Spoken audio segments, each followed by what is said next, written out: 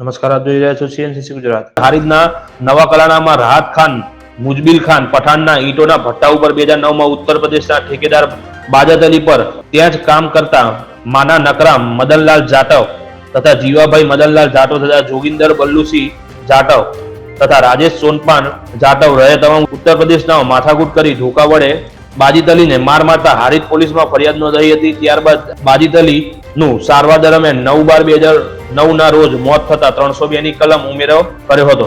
તપાસ દરમિયાન આરોપી જીવારામ મદનલાલ જાટવ, જોગિંદર જાટવ, રાજેશ સોનપાલ જાટવને ઝડપી પાડ્યો હતો. આરોપી નાનકરામ મદનલાલ જાટવ ફરાર હતો. 14 વર્ષીય ફરાર આરોપી વિરુદ્ધ કોર્ટમાં કલમ 70 મુજબનું વોરંટ ઇસ્યુ કરી પોલીસે આરોપીને ઝડપી પાડવા ચક્રો ગતિમાન કર્યા હતા. હારીજ પોલીસે મોબાઈલ લોકેશન અને બાતમીના આધારે તમામ માહિતી એકઠી કરી પોલીસ હારીજની 1100 કિલોમીટર દૂર આરોપીના વતન ઉત્તર પ્રદેશના સંભલ જિલ્લાના ગુંદર તાલુકા કોસલી રાજા ગામમાં ફેરિયાઓ વેશ ધારણ કરી ગામમાં 3 દિવસ ધામા નાખી આરોપી નાનકરામ ભજનલાલ ઉર્ફે મદનલાલ જાટવ ઉંમર 40 ઝડપી ગુજરાત લાવી હારીજ પોલીસ મથકે હાજર કરી જેલને હવાલે કરેલ છે. હારીજ પોલીસ પાટણ જિલ્લામાં પ્રશંસનીય કામગીરી કરી છે. ₹10,000 નું ઇનામ જીત્યું હતું. Bureau chief CNCC Gujarat, Patan.